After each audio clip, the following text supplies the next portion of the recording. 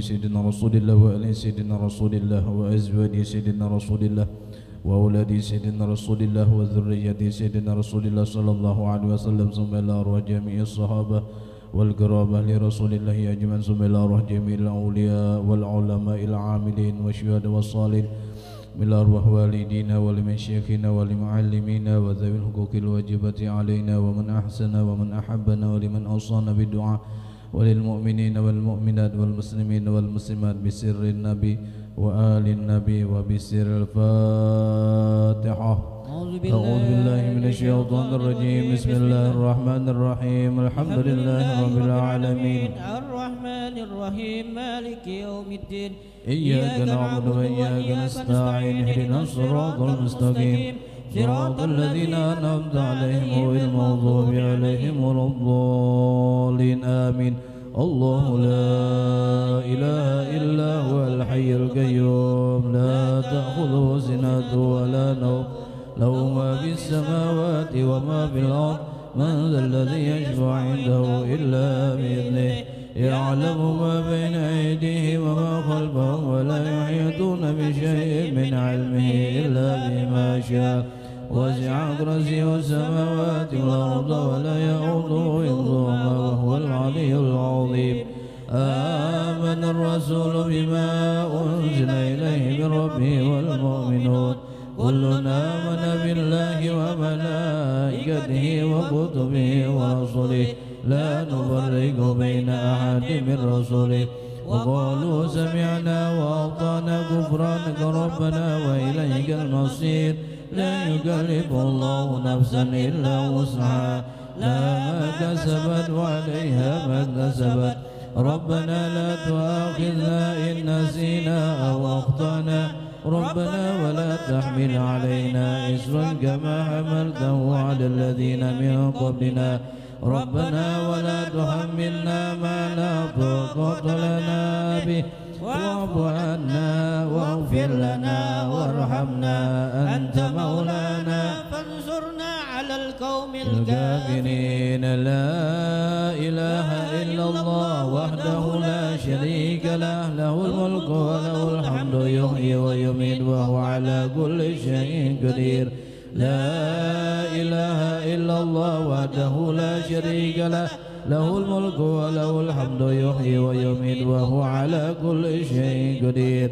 لا إله إلا الله وحده لا شريك له له الملك وله الحمد يحيي ويميت وهو على كل شيء قدير. سبحان الله والحمد لله ولا إله إلا الله والله أكبر. سبحان الله والحمد لله ولا إله إلا الله والله أكبر. سبحان الله والحمد لله ولا إله إلا الله والله أكبر. سبحان الله وبحمده سبحان الله العظيم. سبحان الله وبحمده سبحان الله العظيم. سبحان الله وبحمده سبحان الله العظيم. ربنا اغفر لنا وتب علينا إنك أنت التواب الرحيم. ربنا اغفر لنا وتب علينا إنك أنت التواب الرحيم. ربنا اغفر لنا وتب علينا إنك أنت التواب الرحيم. اللهم صل على محمد اللهم صل عليه وسلم. اللهم صل على محمد اللهم صل عليه وسلم. اللهم صل على محمد اللهم صل عليه وسلم. أعوذ بكلمات الله التامات من شر ما خلق. أعوذ بكلمات الله التامات من شر ما خلق. أعوذ بكلمات الله التامات من شر ما خلق. بسم الله الذي لا يضر مع اسمه شيء في الأرض ولا في السماء وهو السميع العليم. بسم الله الذي لا يضر مع اسمه شيء في الأرض ولا في السماء وهو السميع العليم. بسم الله الذي لا يضر مع اسمه شيء في الأرض ولا في السماء وهو السميع العليم. رضينا بالله ربا وبالإسلام دينا وبمحمد نبيا. رضينا بالله ربا وبالإسلام دينا وبمحمد نبيا. رضينا بالله ربا وبالإسلام دينا وبمحمد نبيا. بسم الله والحمد لله والخير والشر بمشيئة الله. بسم الله والحمد لله والخير والشر والشر بمشيئة الله. بسم الله والحمد لله والخير والشر بمشيئة الله. آمنا بالله واليوم الآخر تبنا إلى الله باطن وظاهر. آمنا بالله واليوم الآخر تبنا إلى الله باطن وظاهر. آمنا بالله واليوم الآخر تبنا إلى الله باطن وظاهر. يا ربنا واعف عنا وامه الذي كان منا. يا ربنا واعف عنا وامه الذي كان منا. يا ربنا واعف عنا وامه الذي كان منا.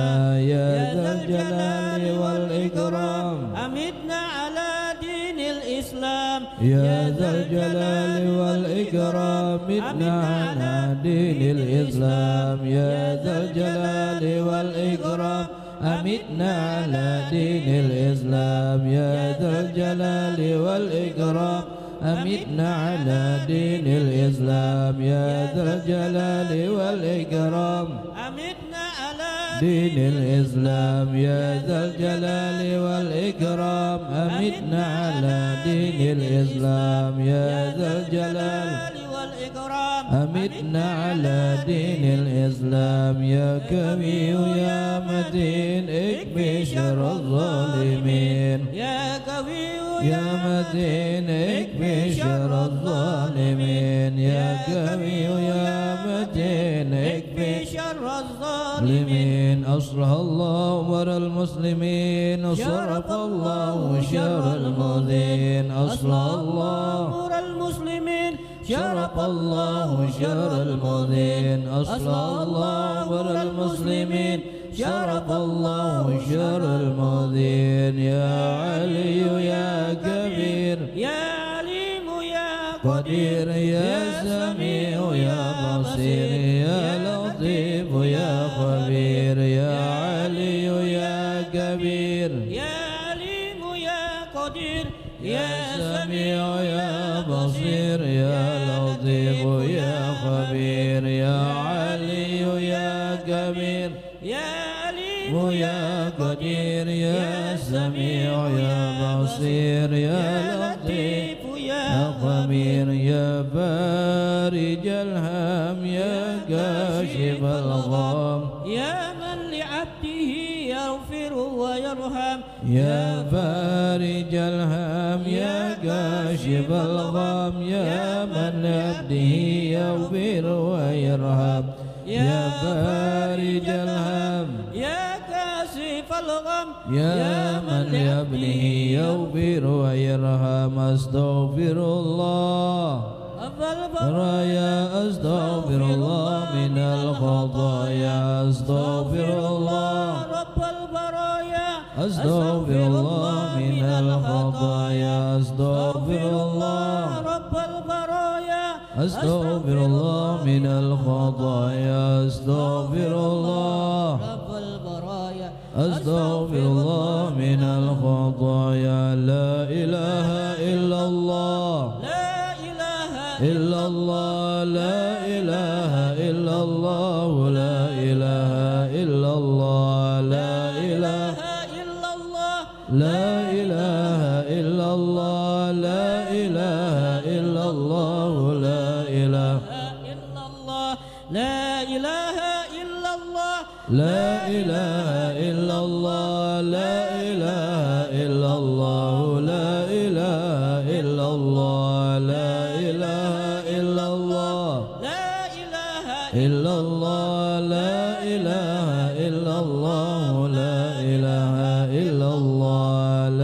ilaha illallah, لا إله illallah, la ilaha illallah, la ilaha illallah, la ilaha illallah, لا إله إلا الله la ilaha illallah, la ilaha illallah, la ilaha illallah, لا إله illallah, la ilaha illallah, la ilaha illallah, la ilaha illallah, illallah, la ilaha illallah, la ilaha illallah, la ilaha إلا الله لا إله إلا الله، لا إله إلا الله، لا إله إلا الله، لا إله إلا الله، إلا الله، لا إله إلا الله، لا إله إلا الله، لا إله إلا الله، لا إله إلا الله، لا إله إلا الله، لا إله إلا الله، لا إله إلا الله لا إله إلا الله، لا إله إلا الله، لا إله إلا الله لا إله إلا الله، لا إله إلا الله، محمد رسول الله صلى الله عليه وسلم، وشرف وكرم ومجد وعظم ورضي الله تعالى عن أهل بيته المطهرين وأصحابه المهتدين والتابعين لهم بإحسان إلى يوم الدين. بسم الله الرحمن الرحيم. قل هو الله أحد الله الصمد لم يلد ولم يولد ولم يكن له كفوا أحد. بسم الله الرحمن الرحيم. قل هو الله أحد الله الصمد لم يلد ولم يولد ولم يكن له كفوا أحد. بسم الله الرحمن الرحيم. قل هو الله أحد الله الصمد لم يلد ولم يولد ولم يكن له كفوا أحد. بسم الله الرحمن الرحيم. قل أعوذ برب الفلق من شر ما خلق ومن شر غاسق إذا وقب ومن شر النفاثات في العقد ومن شر حاسد إذا حسد. بسم الله الرحمن الرحيم. قل أعوذ برب الناس مالك الناس إله الناس من شر الوسواس الخناس الذي يوسوس في صدور الناس من الجنة والناس.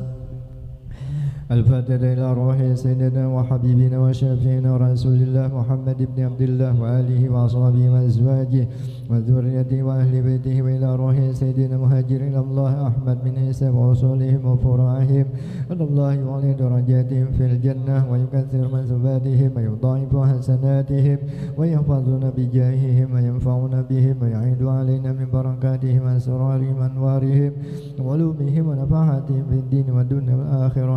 الفاتحة. أعوذ بالله من الشيطان الرجيم. بسم الله الرحمن الرحيم.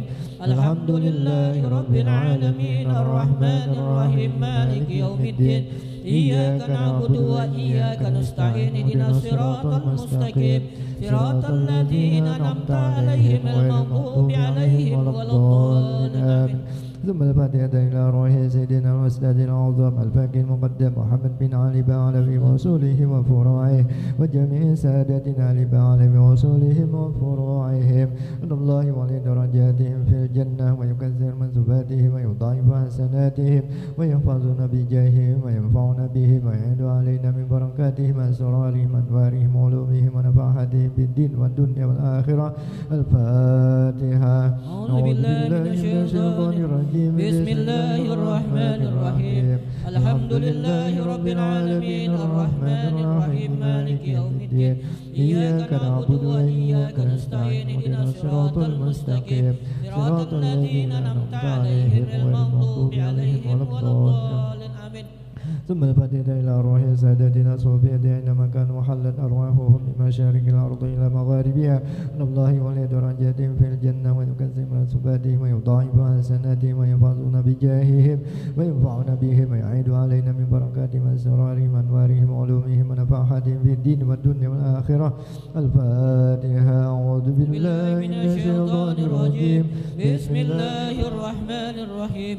الحمد لله رب العالمين الرحمن الرحيم مالك يوم الدين إياك نعبد وإياك نستعين اهدنا الصراط المستقيم صراط الذين أنعمت عليهم المغضوب عليهم ولا الضالين آمين. بالفضل الله سيدنا صاحب الرات كل رشد وقوذ البلاد الحبيب عبد الله بن أبي الهداد بعلبي وأصالح وفراعه أن الله يعلي درجاتهم إلى الجنة ويكثر مثوباتهم ويضاعف حسناتهم ويحفظنا بهم وينفعنا بهم ويعيد علينا من بركاتهم وأسرارهم وأنوارهم وعلومهم ونفحاتهم في الدين والدنيا والآخرة. الفاتحة. بسم الله الرحمن الرحيم. الحمد لله رب العالمين الرحمن الرحيم مالك يوم الدين إياك نعبد وإياك نستعين صراط المستقيم صراط الذين أنعمت عليهم غير المغضوب عليهم ولا الضالين آمين. ثم الفاتحة إلى روح كافة عباد الله الصالحين ووالدينا ومشايخنا في الدين وذوي الحقوق علينا وأمة أهل هذه البلدة من أهل لا إله إلا الله أجمعين وإلى أرواح أموات المسلمين وأحياهم إلى يوم الدين أن الله يغفر لهم ويرحمهم ويفرج كروب المسلمين ويرحمهم ويشفي مرضهم ويجمع شملهم على الهدى ويؤلف ذات بينهم ويولي عليهم خيارهم يصرف عنهم شرارهم ويكفينا وإياهم شر الفتن والمحن ومزيين ومزعزين من قريب وبعيد ويخرج أسعارهم ويكسر أمطارهم ويعطي كل سائل منا ومنكم سؤال على ما يرضى الله ورسوله ويفتح علينا فتوح العارفين ويختم لنا بالحسنى وهو راض عنا في خير ولطف وعافية وإلى حضرة النبي محمد صلى الله عليه وآله وسلم. الفاتحة. بسم الله الرحمن الرحيم. الحمد لله رب العالمين الرحمن الرحيم مالك يوم الدين إياك نعبد وإياك نستعين اهدنا الصراط المستقيم صراط الذين أنعمت عليهم غير المغضوب عليهم ولا الضالين آمين. بسم الله الرحمن الرحيم. آمين. الحمد لله رب العالمين حمدا يوافي نعمه ويكافي مزيده. يا ربنا لك الحمد كما ينبغي لجلال وجهك وعظيم سلطانك. سبحانك لا نحصي ثناء عليك أنت كما أثنيت على نفسك. ولك الحمد حتى ترضى ولك الحمد إذا رضيت والحمد بعد الرضا. اللهم صل وسلم على سيدنا محمد في الأولين وصل وسلم على سيدنا محمد في الآخرين وصل وسلم على سيدنا محمد في كل وقت وحيد وصل وسلم على سيدنا محمد في الملأ الأعلى إلى يوم الدين وصل وسلم على سيدنا محمد حتى ترث الأرض ومن عليها وأنت خير الوارثين. اللهم إنا نستحفظك ونستودعك أدياننا وأنفسنا وأموالنا وأهلنا وكل شيء أعطيتنا. اللهم اجعلنا وإياهم في كنافك وأمانك وإياذك من كل شيطان مريد وجبار عنيد وذي عين وذي بغي وذي حسد ومن شر كل ذي شر إنك على كل شيء قدير. اللهم جملنا بالعافية والسلامة منا بالتقوى والاستقامة عدنا من مجيبات الندامة في الهوى المل إنك سميع الدعاء. وصل اللهم بجلالك وجمالك على سيدنا محمد وعلى آله وصحبه أجمعين وارزقنا كمال المطابة له ظاهرا وباطنا يا أرحم الراحمين. فضل سبحان ربك رب العزة عما يصفون وسلام على المرسلين والحمد لله رب العالمين. اللهم إنا نسألك رضاك والجنة ونعوذ بك من سخطك والنار. اللهم إنا نسألك رضاك والجنة ونعوذ بك من سخطك والنار. اللهم إنا نسألك رضاك والجنة ونعوذ بك من سخطك والنار يا عالم السر منا لا تهتك سترنا وعافنا واعف عنا وكلنا حيث كنا يا عالم السر منا لا تهتك سترنا وعافنا واعف عنا وكلنا حيث كنا يا عالم السر منا لا تهتك سترنا وعافنا واعف عنا وكن لنا حيث كنا يا لطيفا بخلقه يا عليما بخلقه يا خبيرا بخلقه لطف بنا يا لطيف يا عليم عليم يا خبير يا لطيفا بخلقه يا عليما بخلقه يا خبيرا يا خلقي لطف بنا يا لطيف يا عليم يا خبير يا لطيفا بخلقي يا عليما بخلقي يا خبيرا بخلقه قلت بنا يا لطيف يا عليم يا خبير يا لطيفا لم يزل قلت بنا فيما نزل إنك لطيف لم تزل طبنا والمسلمين يا لطيفا لم يزل قلت بنا فيما نزل إنك لطيف لم تزل قلت بنا والمسلمين يا لطيفا لم يزل طبنا بما نزل إنك لطيف لم تزل قلت بنا والمسلمين جزا الله سيدنا محمدا عنا خيرا جزا الله سيدنا محمدا عنا ما وأهله جزا الله سيدنا محمدا عنا خيرا جزا الله سيدنا محمدا عنا ما وأهله جزا الله سيدنا محمدا عنا خيرا جزا الله سيدنا محمدا عنا ما وأهله يا الله بها يا الله بها يا الله بحسن الخاتمة يا الله بها يا الله بها يا الله بحسن خاتمة يا الله بها يا الله بها يا الله بحسن الخاتمة بالقبول إلى حضرة رسول محمد صلى الله عليه وسلم. الفاتحة. أعوذ بالله من الشيطان الرجيم. بسم الله الرحمن الرحيم. الحمد لله رب العالمين الرحمن الرحيم مالك يوم الدين إياك نعبد وإياك نستعين اهدنا الصراط المستقيم صراط الذين أنعمت عليهم غير المغضوب عليهم ولا الضالين آمين. الفاتحة إلى رسول محمد بن عبد الله وأهل بيته وذريته وأصحابه وأزواجه ثم إلى أحمد مهاجر وأحمد بن إسحاق وعبد الله أحمد بن إسحاق الصلاه الفقيه مقدم محمد بن علي بن إمام الفقيه ثم إلى رسول قطب الإرشاد وخليفة البلاد الحبيب عبد الله بن علي بن محمد الحداد صاحب الراتب وجميع أولاده وتلميذاته ثم إلى رسول قطب الغاث الحبيب أبو بكر بن محمد سقاف أبي جعفر بن شيخنا سقاف أبي إدريس بن سامي الجوفري الجنيدي ثم سلطان علي أبي شاي بن أحمد بافقي بن محمد بافقي أبي عبد القادر بن محمد سقاف أبي علي بن جعفر الدوس أبي سقاف بن أبو بكر سقاف وشريفة خديجة بن عبد سقاف ثم سيد الوالد أبي عبد الرحمن بن سالم الجوفري ثم الشيخ أبي شاي بن أحمد المصوى أبي عبد الرحمن محمد الإدريس أبي سيد محمد الإدريس أبي أحمد بن حسين الجوفري أن الله يعلن الجنة ويكثر مسباتهم ويضاعف حسناتهم ويفادنا بجنة بهم ويعيد علينا من بركاتهم وأسرارهم وأنوارهم والمنافات في الدين والدنيا والآخرة أنا وتدخلوا نياتنا في نياتهم وعملنا في أعمالهم وقصدنا وأن الله يفتح علينا والكفر العارفين ويفقنا في الدين وإلى حضرة النبي محمد صلى الله عليه وسلم. الفاتحة.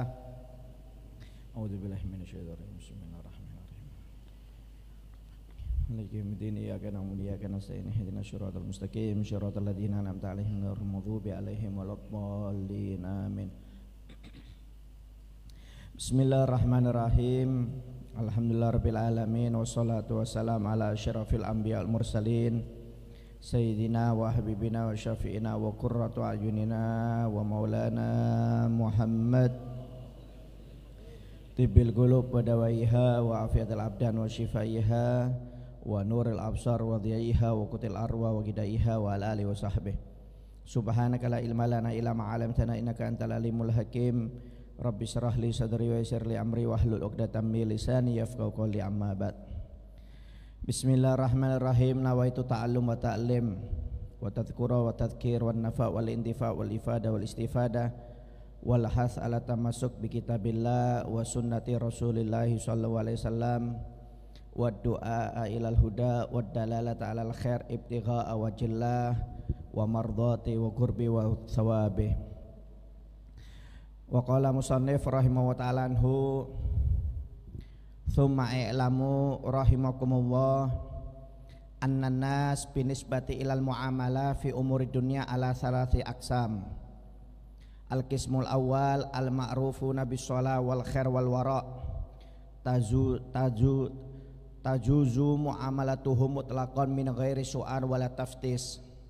Al-qismu tsani humul majhulun alladzina la ta'rifuhum bis shalah wala takhlid wa ahwalahum masturah angka fa haula'i aidan tajuzu muamalatuhum mutlaqan walakin yustahab as-su'al wa taftis in amkana bi rifqin wa dzuna idza wa huwa minal wara al-mustahab a'ni as-su'al.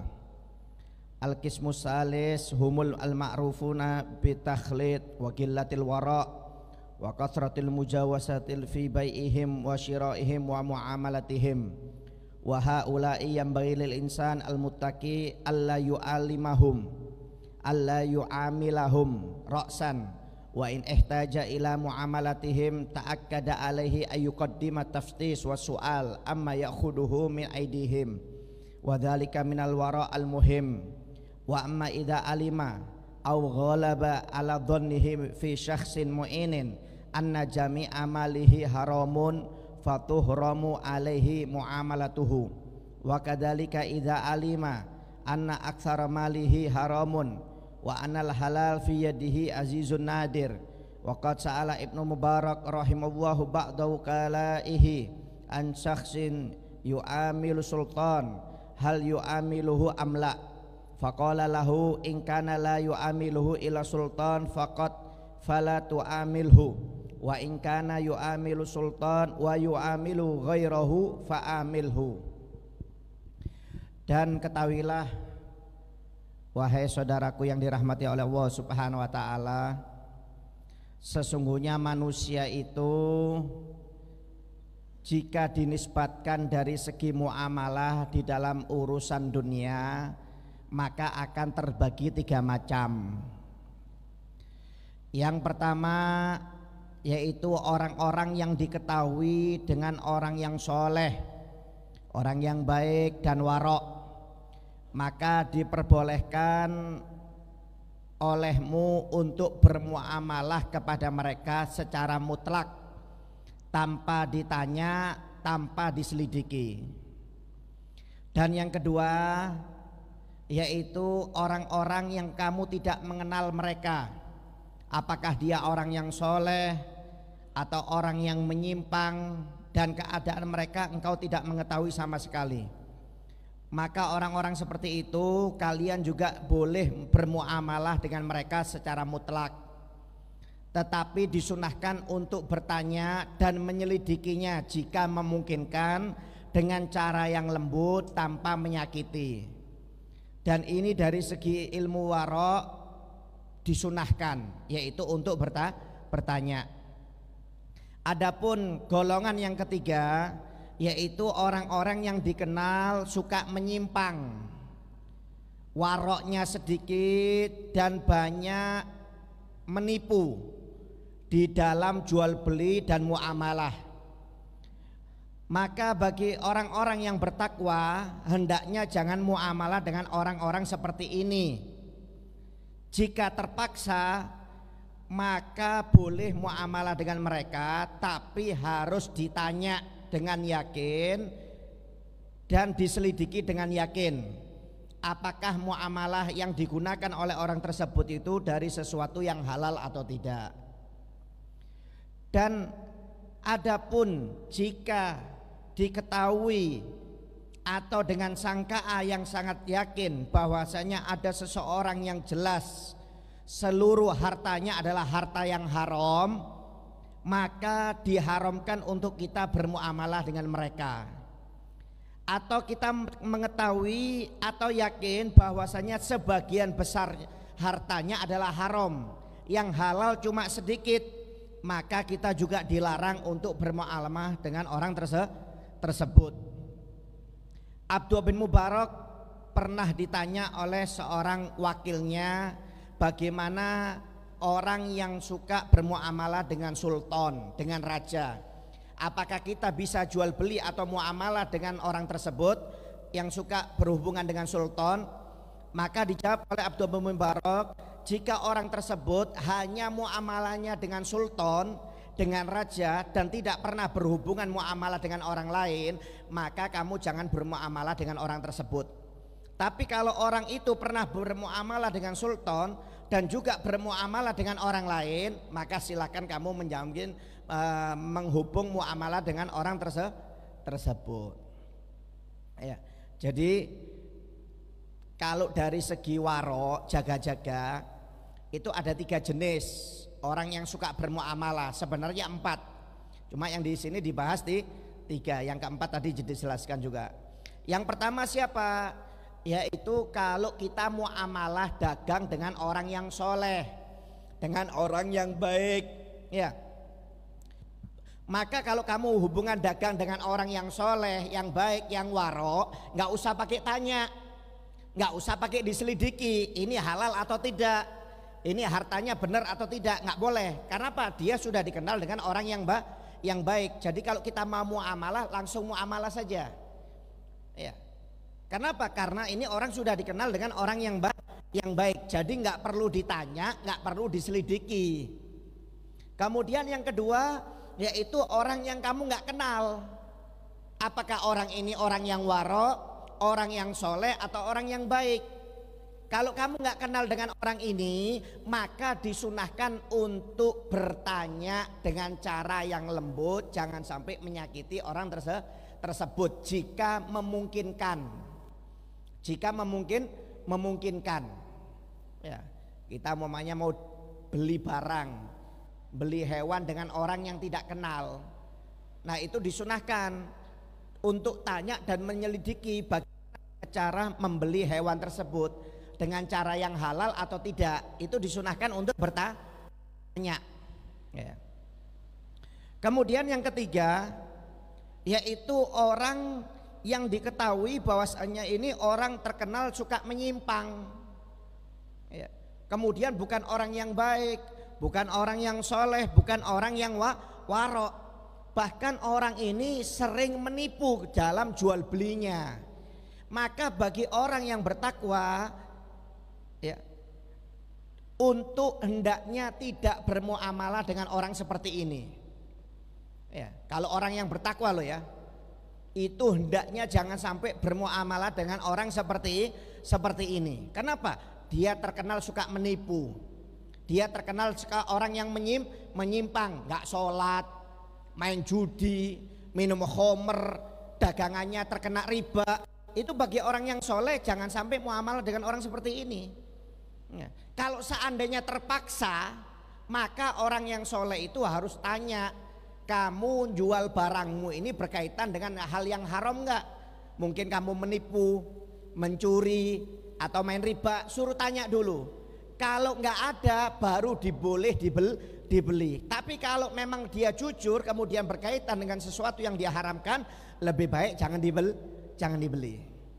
Jadi yang ketiga ini, kalau dia terkenal orang yang suka menyimpang, ya enggak sholat, suka menipu, pokoknya terkenal zina, minum khamr segala macam, untuk orang-orang yang soleh itu jangan dibeli. Jangan sampai orang soleh itu bermuamalah dengan orang-orang seperti itu. Kenapa? Mengurangi keberkahan. Keberkahan. Kemudian yang terakhir, ya, Kalau kita yakin dan kita tahu orang ini adalah orang hartanya nggak benar semuanya, hartanya seluruhnya ngerampok, pokoknya hartanya seluruhnya haram atau kebanyakannya nggak halal, yang halal cuma sedikit, maka haram bagi kita untuk muamalah dengan orang tersebut. Hati-hati ya. Makanya kalau kita mau muamalah dengan seseorang itu dilihat dulu orangnya benar apa enggak. Ini dari segi warok. Kenapa? Karena kalau jual beli kemudian barang yang kita beli caranya nggak benar didapatkan oleh penjualnya, itu berpengaruh dalam kita nanti. Itu berpengaruh banyak. Jadi bahasanya ada 4. Kalau Anda muamalah dengan orang yang soleh, nggak usah ditanya, nggak usah diselidiki, langsung jual beli nggak apa-apa. Kalau kita nggak tahu, maka disunahkan untuk tanya dengan cara yang lembut, jangan sampai menyakiti. Kalau yang ketiga, kita tahu orang ini nggak benar, maka bagi orang yang bertakwa hendaknya jangan muamalah kecuali dengan terpaksa. Itu pun harus ditanya. Kalau halal boleh dibeli, kalau haram didapatkan maka tidak boleh untuk dibeli muamalahnya, jual belinya.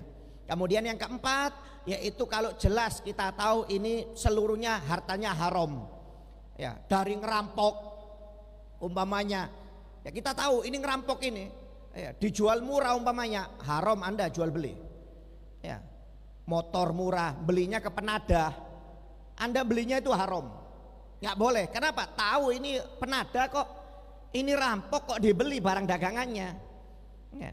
Atau mungkin maaf ada orang nyuri kulkas, kemudian nelpon Anda, ini ada kulkas murah, ya, masih baru, ya mungkin baru dibeli sama pemiliknya, beli 7 juta dijual 3 juta kepada Anda, masih baru, haram Anda belinya walaupun harganya murah, ya, hati-hati. Jadi kalau muamalah itu yang betul, ya. Kalau orangnya soleh baik nggak usah ditanya, ya. Anda muamalah umpamanya sama guru din, nggak usah ditanya, guru ini HP-nya halal apa enggak, ya, berkaitan dengan riba apa enggak, nggak usah, karena guru din orang baik, ya. Apalagi rekening Nur Muhibinnya mau dikasihkan rotil buat hadat separuh, jelas itu sudah orang yang baik, cuma ditunggu-tunggu kok belum masuk rekeningnya ini, ya. Jadi kalau bermuamalah dengan orang yang baik nggak usah ditanya halal haramnya, nggak usah. Oh ini kamu dapatkan dari mana? Caranya gimana? Kamu pakai utang nggak? Pakai riba kak? Wah ini jangan. Kalau itu orang soleh, karena orang soleh insya Allah nggak berkaitan dengan hal-hal yang diharapkan oleh Allah Subhanahu wa Ta'ala. Ya karena berpengaruh. Ya, dari segi warok itu bahaya. Abdullah bin Umar aja, anak Sayyidina Umar bin Khattab, itu pernah beli seekor sapi. Dulu waktu dibeli harganya murah, kurus. Kemudian sapi tersebut atau lembu tersebut digembalakan di sebuah padang pasir atau gurun, di sebuah lembah atau gurun. Subhanallah, gemuk. Digembalakan, ditinggal oleh Abdullah bin Umar ini, ditinggal jadi gemuk sendiri. Akhirnya dijual ke pasar oleh Abdullah bin Umar ini. Wah untung banyak ini kata Abdullah bin Umar ini. Belinya kurus, kemudian dibawa ke lembah, ke gurun, nggak taunya ditinggal dalam waktu beberapa bulan jadi gemuk. Akhirnya mau dijual ke pasar oleh Abdullah bin Umar. Ketika dijual di pasar, ayahnya melakukan sidak. Khalifah Umar bin Khattab melakukan sidak. Sayyidina Umar itu suka sidak pak ke pasar, ya suka ngelihat ini sapinya betul apa enggak, gelonggongan apa enggak umpamanya, ya, itu suka sidak. Harganya normal apa enggak, itu Sayyidina Umar suka sidak, ya. Kenapa? Supaya harga itu stabil, masyarakat itu bisa menikmati, penjualnya untung, pembelinya juga untung, ya. Kalau kita kan enggak, apalagi harga minyak naik sekarang, ya 25.000 jadi 40.000, pusing ibu-ibu ini yang jualan apa, ya, harga lombok 100 sekarang, biasanya 50 jadi 100. Kenapa? Nggak dikontrol sama pemerintah. Kalau dikontrol nggak mungkin seperti ini. Kadang-kadang maaf penjual buah-buahan, cabai kadang-kadang harganya hancur. Mau dibeli tengkulak harganya murah, nanti tengkulak jualnya ke pasar mahal. Kenapa? Nggak dikontrol sama pemerintah. Kadang-kadang sampai dibuang-buang itu. Kalau panen sama petani, kenapa? Nggak ada untungnya, malah rugi. Sampai dibuang. Wal iyadzubillah min dalik. Makanya kalau jadi pemerintah itu juga harus wajib ngontrol biar penjualnya untung, pembelinya juga untung, harganya stabil. Ini Sayyidina Umar sidak waktu itu ke pasar hewan, takut ada orang yang curang, ya, takut ada orang yang curang. Subhanallah, Sayyidina Umar ini lihat ada sapi yang gemuk, ditanya, sapinya siapa ini? Sapinya anakmu wahai Sayyidina Umar, Abdullah. Sapi anakmu. Kaget Sayyidina Umar, panggil Abdullah. Dipanggil anaknya Abdullah bin Umar, dibisiki oleh Sayyidina Umar, ini sapimu dulu yang kurus. Iya betul wahai ayah. Kamu gembalakan di mana kok bisa gemuk? Aku taruh di lembah, di gurun. Akhirnya kata Sayyidina Umar, kamu jual, untungnya masukkan ke Baitul Mal, harga pokoknya beli kamu ambil. Harga pokoknya kamu ambil. Loh, kenapa ayah? Kamu kegembalakan di gurun lembah yang di sana bukan lahanmu. Kalau kamu gembalakan ke lahanmu sendiri, makan rumput sendiri di tempatmu, silahkan.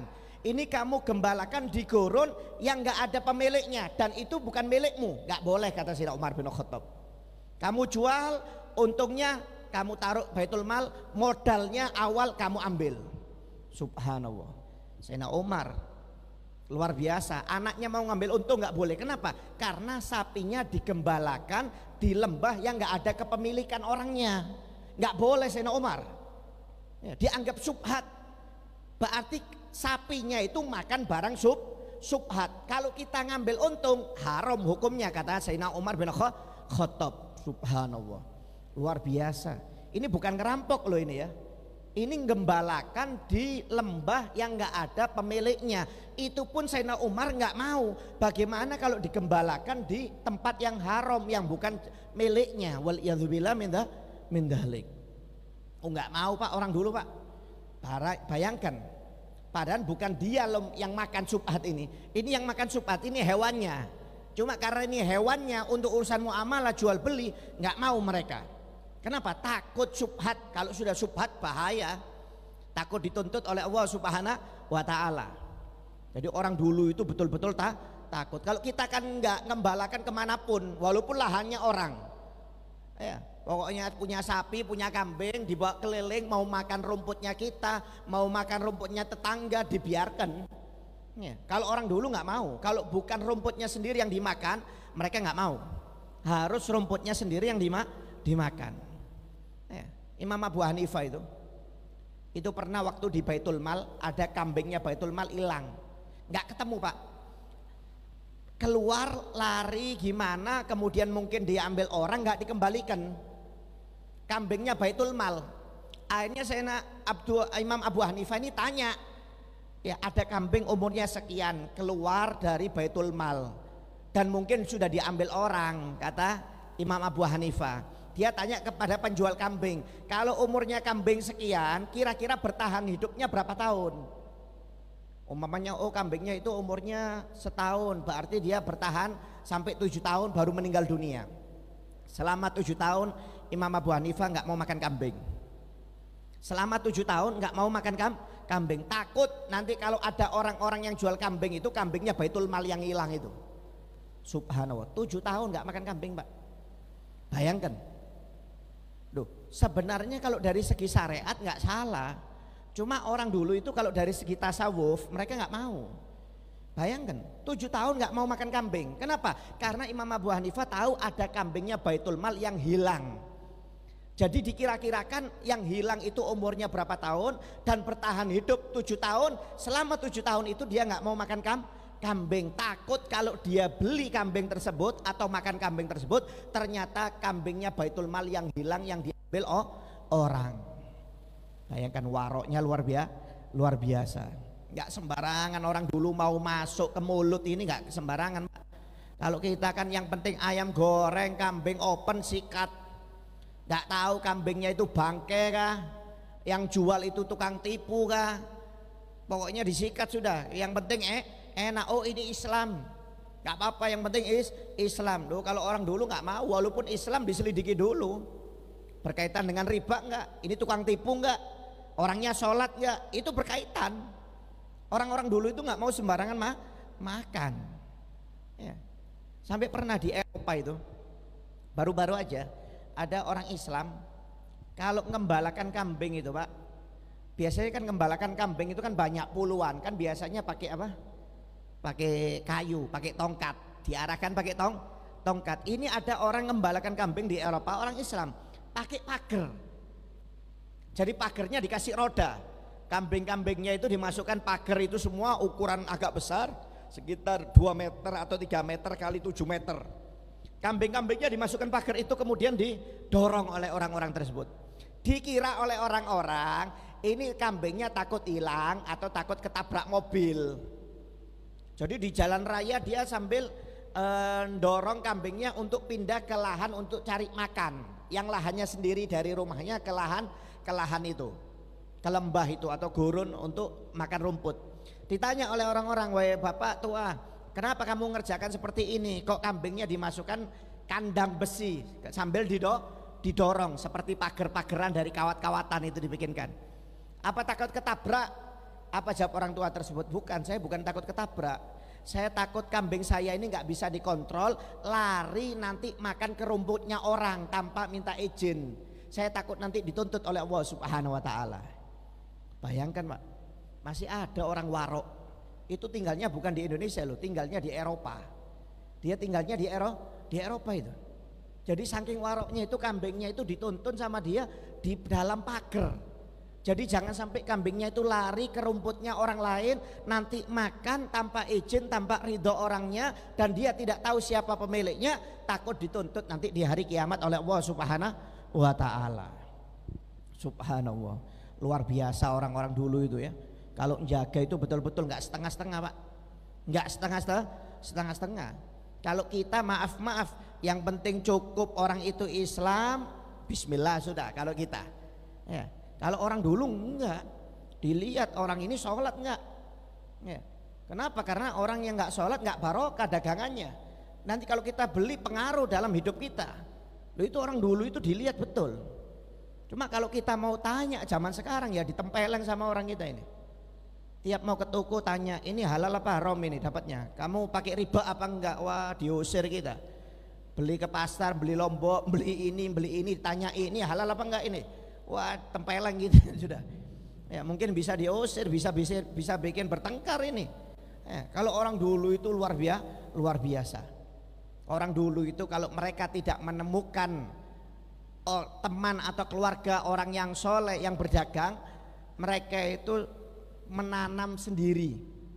Makanannya, padinya, gandumnya itu nanam sendiri. Yang hasil panennya sendiri, yang halal itu yang dimakan. Kalau mereka tidak menemukan orang-orang yang baik dalam jual beli. Jadi mereka kalau nggak menemukan orang soleh dalam jual beli, mereka nggak mau ke sembarangan orang. Lebih baik nanam sendiri, padi sendiri, jagung sendiri, umpamanya gandum sendiri. Nanti panen ya hasilnya itu yang dimakan. Kecuali kalau dia menemukan orang yang baik, baru mau muamalah dengan orang baik tersebut. Jadi orang dulu itu sangat menjaga. Ini yang sangat ditekankan oleh para ulama supaya kita nggak sembarangan muamalah dengan orang yang tidak jelas. Harus warok dalam segi muamalah pun harus warok, kalau enggak berbahaya. Nah, sampai pernah dikisahkan ya, Imam Abu Hanifah itu Pak jual kain, pedagang kain, baju kain atau baju. Sampai pernah ada seorang perempuan waktu itu jual kainnya ini bagus, cuma karena dia kepepet dijual murah. Kebetulan Imam Abu Hanifah lagi keluar dari tokonya, yang jaga pegawainya. Subhanallah, mungkin harganya normalnya 20 dinar, ini dijual 10 dinar, separuh harga. Dibeli sama pegawainya, tahu murah, wah ini untung banyak ini, dibeli. Akhirnya setelah dibeli, Imam Abu Hanifah datang, pegawainya ngelapor, "Wah Imam, ini ada orang tadi jual kain bagus, murah harganya." Dilihat, wah ini kain mahal ini, berapa kamu beli? 10 dinar. Wah terlalu murah kamu jualnya. Gak apa-apa, orangnya butuh, jangan, cari orangnya sampai ketemu, kasih harga yang normal. Harga standar penjualan kita beli standar berapa? Kita kan jualnya umpamanya 25 dinar, sudah untung 5 dinar sudah cukup. Cari orang itu, dicari Pak sampai berhari-hari. Nggak dijual ini kain oleh Imam Abu Hanifah. Nggak mau jual. Kenapa? Harganya nggak normal. Karena ada gol ulama yang mengatakan barang siapa yang jual beli, yang satunya rugi terlalu banyak, yang satunya untung banyak, maka hukumnya haram. Hukumnya haram. Jadi ada orang kepepet Pak. Umpamanya normalnya harga mobil umpamanya maaf 120 juta. Karena dia kepepet, kita tawar 100, kita tawar 90. Jatuhnya banyak, merugikan penjual. Kita yang untung, ini hukumnya haram. Ngambil kesempatan dalam kesempitan. Ketika orang butuh, kita tekan harganya, itu hukumnya haram. Imam Abu Hanifah nggak mau. Nggak mau Imam Abu Hanifah. Panggil, dicari sampai berhari-hari, baru ketemu orang tersebut, baru dikembalikan yang 10 dinar. Orangnya mengatakan, wah Imam, saya halal, saya butuh uang. Halal bagimu, tapi haram bagiku, kata Imam Abu Hanifah. Karena kamu jualnya terlalu murah. Kamu jual 20 real, itu 20 dinar, itu sudah menguntungkan bagi saya untuk saya jual kembali. Subhanallah. Luar biasa. Jual belinya seperti itu Pak. Barokah, nggak salah. Hartanya nggak habis-habis. Kenapa? Barokah. Kalau kita kan untung. Kalau perlu cari orang yang kepepet. Untuk jual murah supaya untungnya banyak, kita cari orang yang kepepet. Sabar nanti kalau ada orang yang kepepet jual murah, kita sikat rumahnya umpamanya. Kalau ada yang kepepet mobilnya, ada yang kepepet kulkasnya, TV-nya, HP-nya, kita beli murah. Ini nggak boleh. Sebagian ulama ada yang mengatakan tidak boleh. Walaupun ada yang mengatakan yang penting sama-sama ridho boleh. Cuma kalau ulama yang betul-betul itu nggak mau mereka. Kenapa? Merasa kasihan kepada yang penjual karena ruginya terlalu banyak. Orang dulu itu kalau jual beli luar biasa. Kalau yang dibeli itu yang penting barokah, sudah bismillah. Nggak lihat harga murahnya, nggak lihat keuntungannya. Sampai pernah dikisahkan oleh Abu Hurairah dalam hadis Sahih Bukhari, ada orang jual beli tanah Pak. Ada orang jual tanah. Setelah dijual selesai, akad dapat beberapa hari. Ketika tanah itu mau dibangun, digali, nggak taunya di dalam tanah tersebut ada peti, isinya emas. Akhirnya sama si pembeli ini dicari penjualnya, didatangi. Kenapa? Itu ada emas, kamu bawa. Saya cuma beli tanah, saya nggak beli emasnya, kata pembelinya. Duh, kalau kita kan untung. Kalau kita untung, jangan sampai ketahuan ini penjual ini. Kalau penjual ketahuan bahaya ini, hilang untung kita. Duh, ini pembelinya malah cari penjualnya, dicari, suruh ngambil. Loh, kan saya sudah jual tanahnya, berarti isinya buat kamu. Oh enggak, saya kan cuma beli tanahnya saja, berarti isinya milikmu, ambil itu emas. Itu padahal emasnya nilainya banyak Pak, harta karun bahasanya. Si pembelinya nggak mau, suruh ngambil penjualnya ngotot juga nggak mau. Oh enggak, itu bukan hak saya.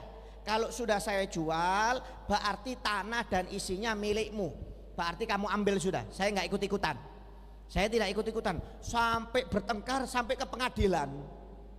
Jadi ke pengadilan ini hakimnya sampai bingung Pak.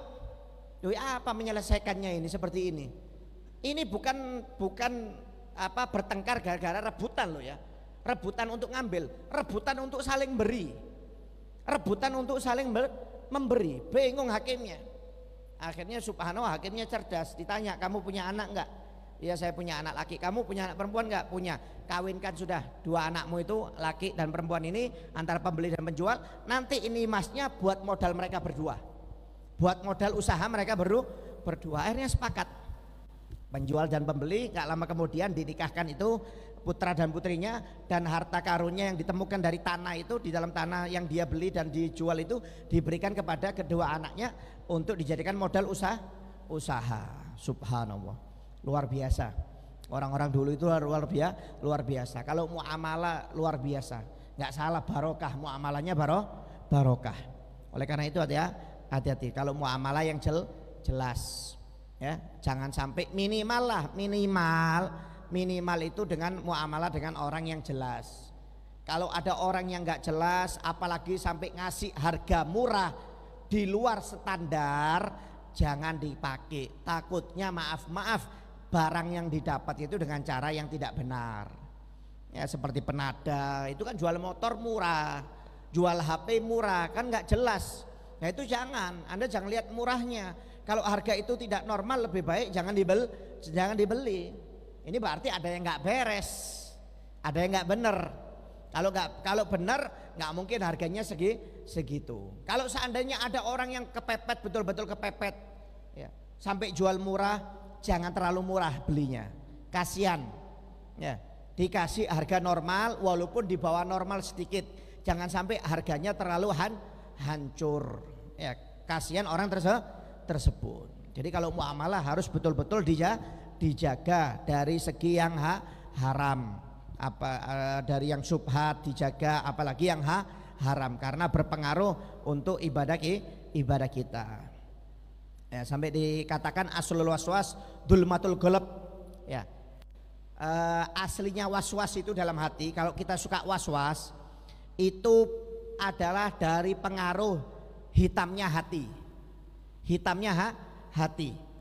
Jadi kalau hati itu hitam, orang itu mudah waswas.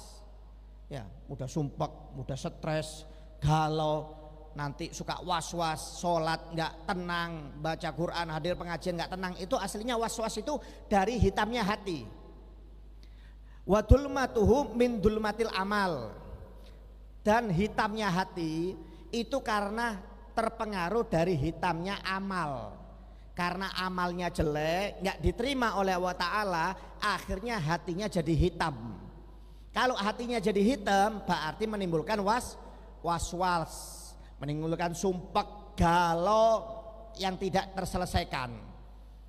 Ya, jadi was-was itu dari hitamnya hati. Sedangkan hitamnya hati itu dari hitamnya amal yang tidak diterima oleh Allah Ta'ala. Wa dulmatuhu min aklil haram wa syubhah. Dan hitamnya amal, tidak diterimanya amal ibadah kita oleh Allah Ta'ala itu karena kita makan yang haram atau makan yang syubhat, yang tidak jelas halal haramnya. Makanya orang dulu nggak mau sembarangan. Karena apa? Kalau yang syubhat dimakan, nanti akhirnya yang haram dimakan. Syubhat aja dimakan bisa membuat amal itu gosong, tidak diterima. Kalau sudah amal gosong, hatinya hitam. Kalau hatinya hitam maka menimbulkan was-was wal iyadzubillah min dalik. Faman akalal halal falaisa li iblis alaihi sabil. Kalau sudah orang itu makanannya halal, baik, bukan dari syubhat, bukan dari haram, maka iblis tidak bisa menemukan jalan untuk menggoda orang tersebut. Nggak ada jalan sudah. Nggak ada jalan bagi iblis. Kenapa? Makanannya halal. Iblis nggak menemukan cara untuk mengganggu orang tersebut, tidak menemukan cara. Ya.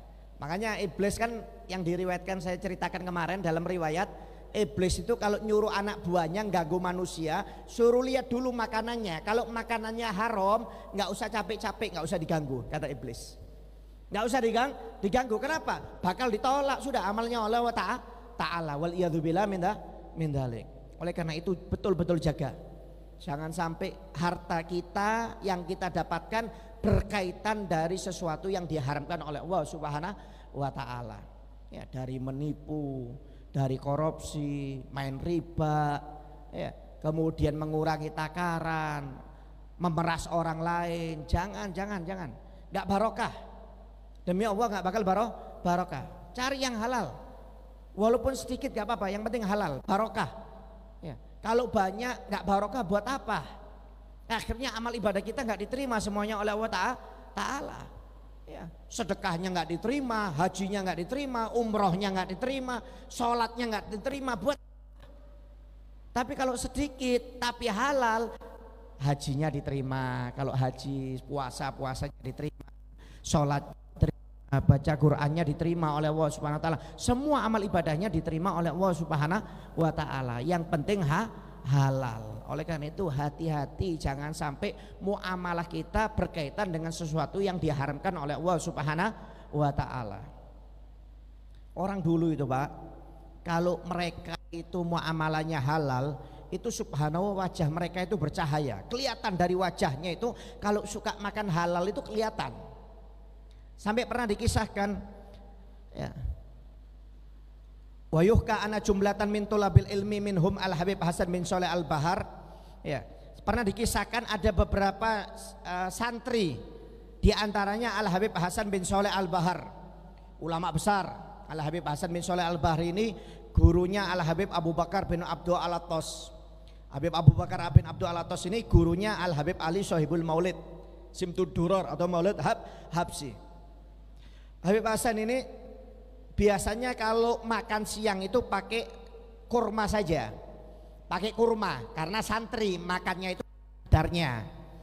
Ya, kalau Anda pernah jadi santri, makannya itu nasi tahu tempe, makan ikan itu wah bisa dihitung mungkin seminggu sekali, bisa 2 minggu sekali kalau pakai ikan, pakai daging. Namanya santri, santri itu makan ala kadarnya.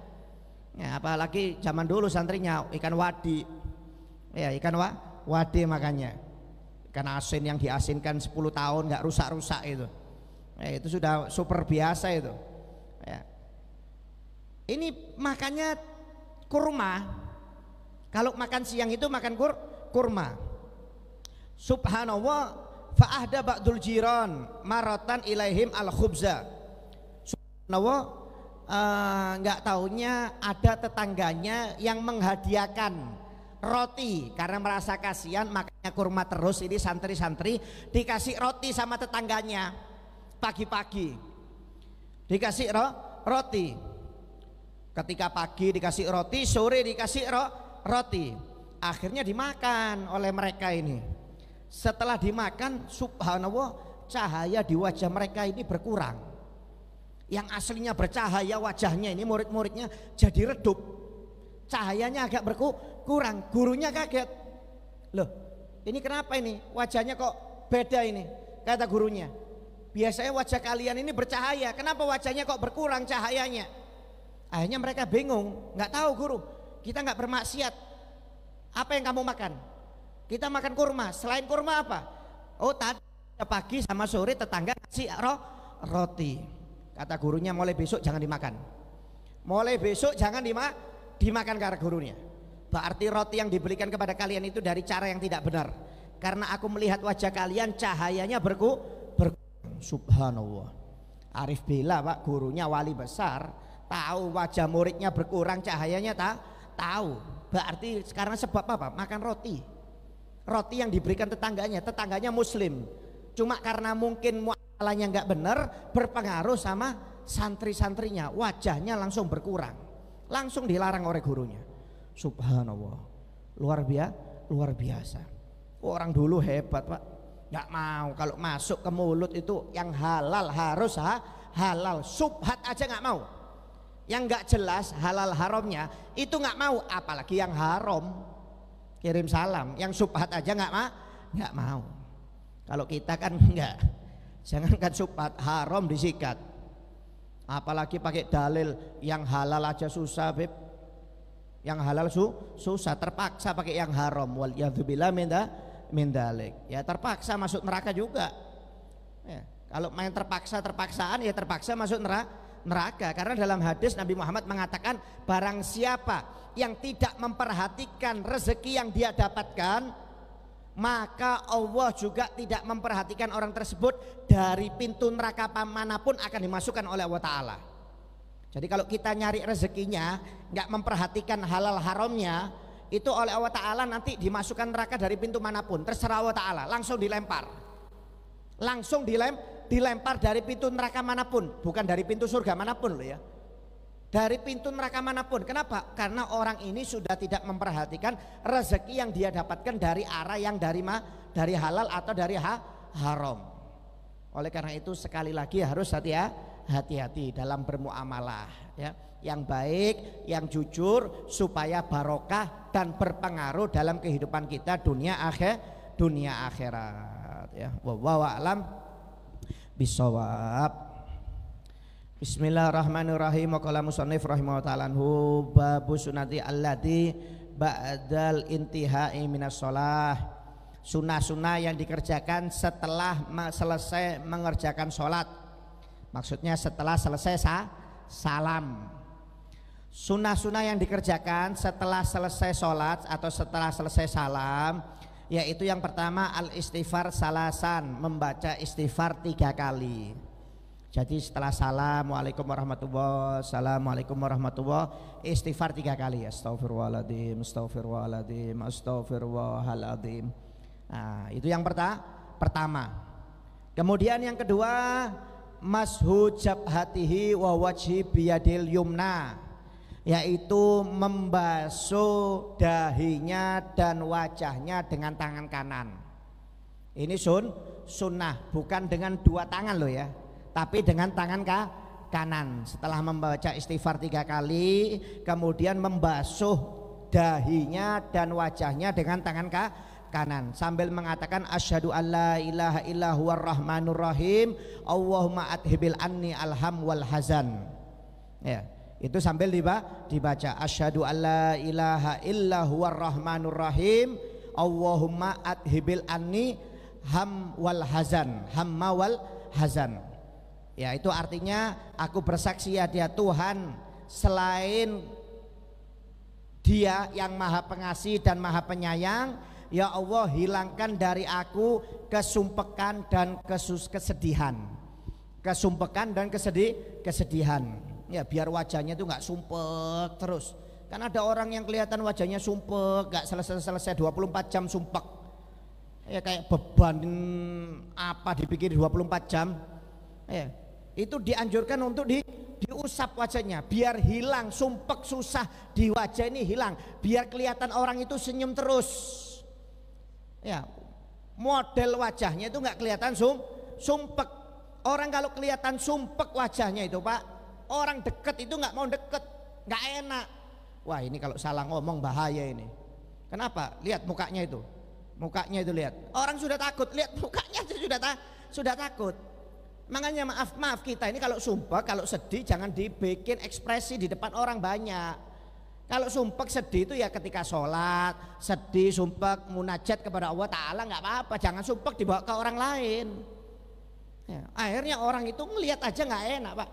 Orang itu ngelihat nggak enak. Makanya kalau kita ketika sumpek, ketika sedih, supaya raut wajahnya ini nggak kelihatan, disunahkan untuk membaca doa ini ketika setelah selesai sholat. Ya Pak, jadi senyum terus kalau ada orang, walaupun rumahnya mau disita Bang.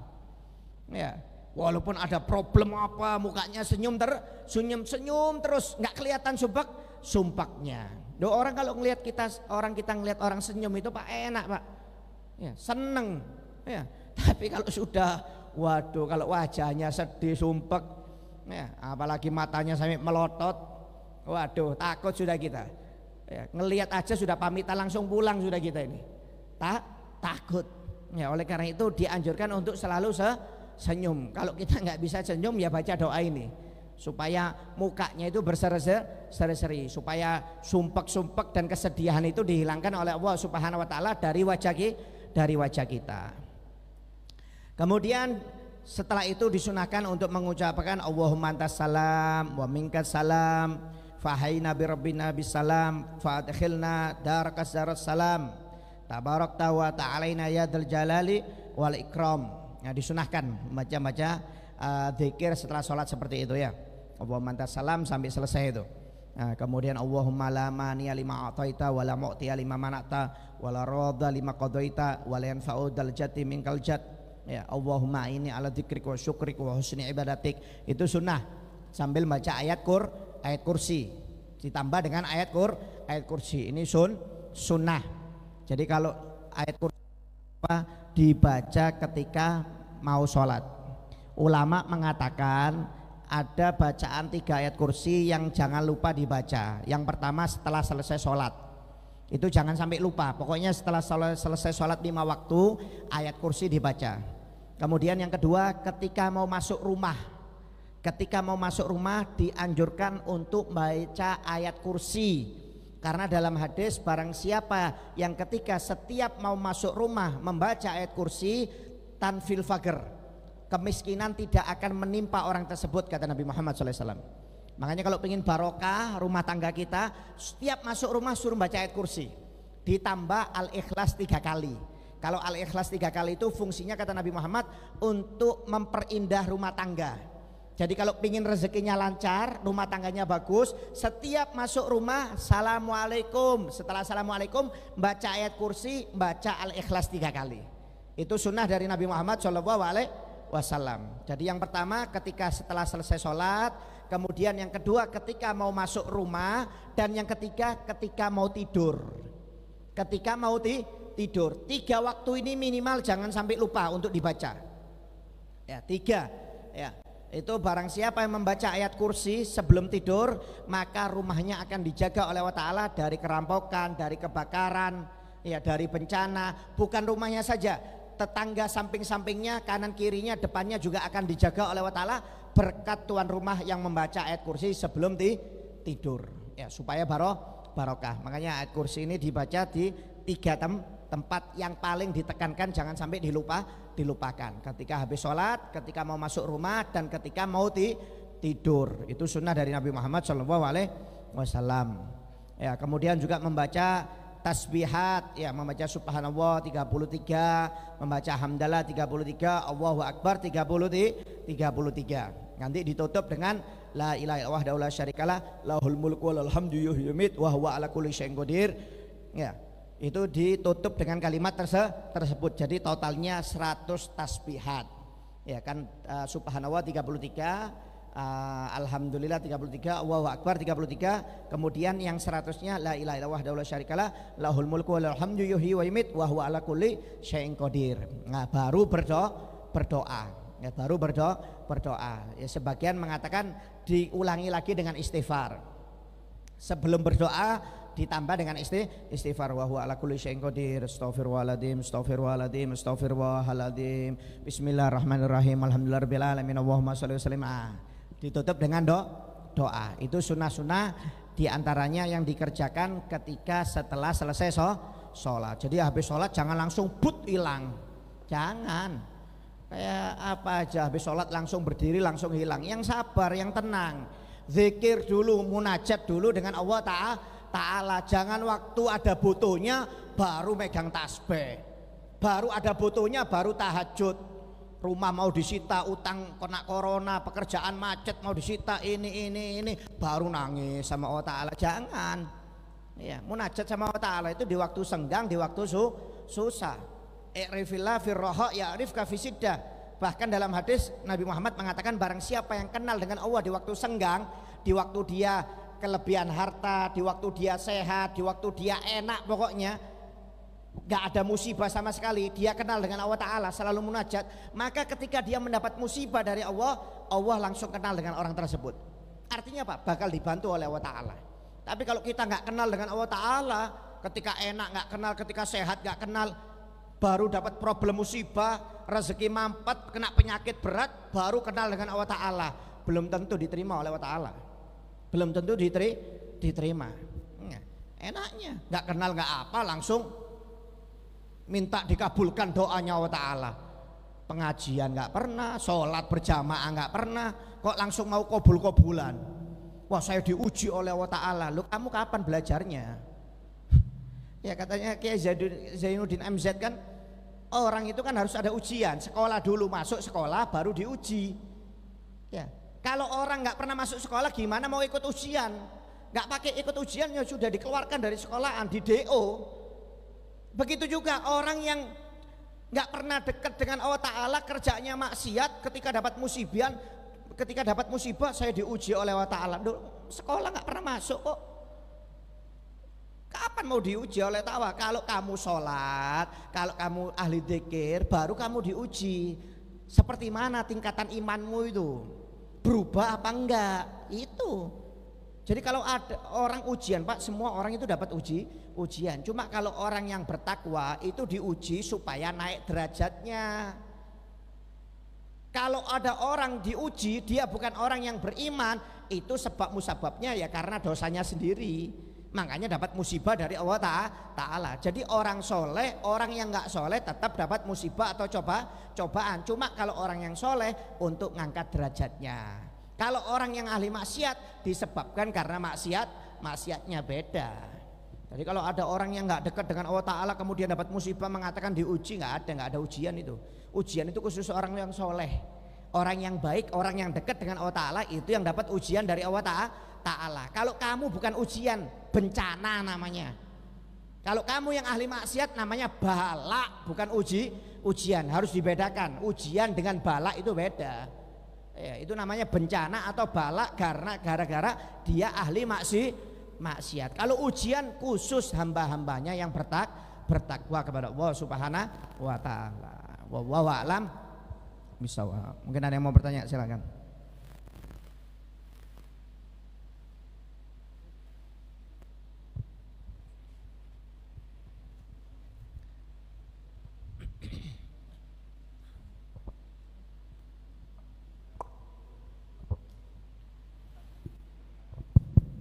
Assalamualaikum warahmatullahi wabarakatuh. Waalaikumsalam warahmatullahi wabarakatuh. Izin bertanya Habib,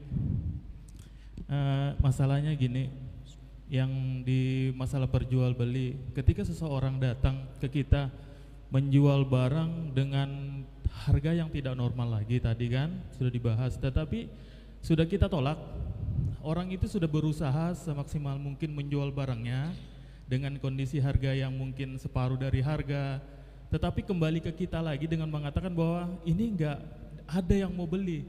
Nah, terpaksa kita beli. Itu bagaimana di Islam? Terus yang kedua, masalah investasi.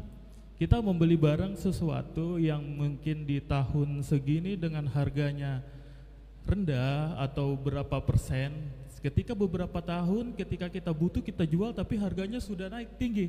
Itu bagaimana di Islam, Bib? Ya, assalamualaikum warahmatullahi wabarakatuh. Waalaikumsalam warahmatullahi wabarakatuh. Ya, jadi kalau ada orang jual kepada kita dengan jual murah, kemudian kita tidak tertarik, kemudian orang itu memaksa jual kepada kita karena tidak ada yang beli, kita bantu untuk beli nggak apa-apa. Tapi yang penting barangnya Anda tanyakan dulu, ini didapatkan dengan yang halal atau bukan.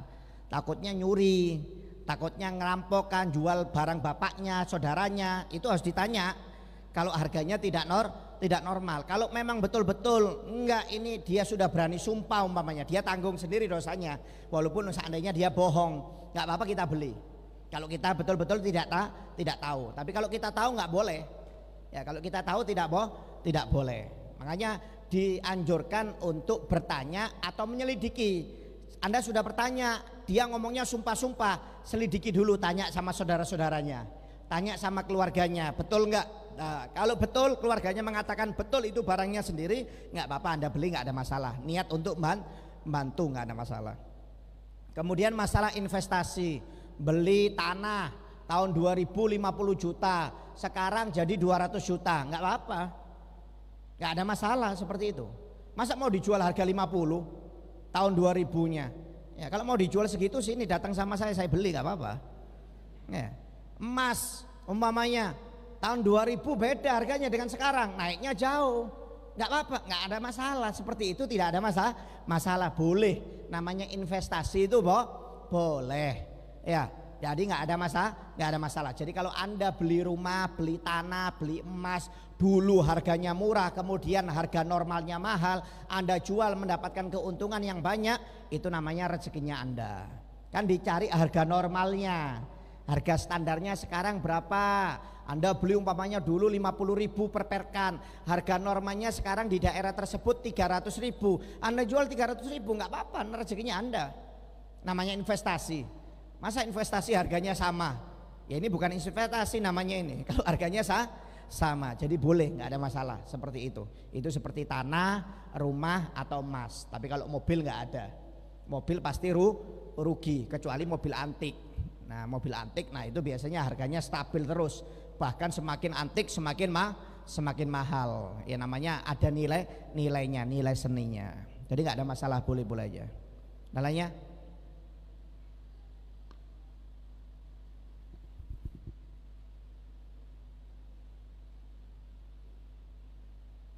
Assalamualaikum warahmatullahi wabarakatuh. Waalaikumsalam warahmatullahi wabarakatuh. Izin bertanya, Habib.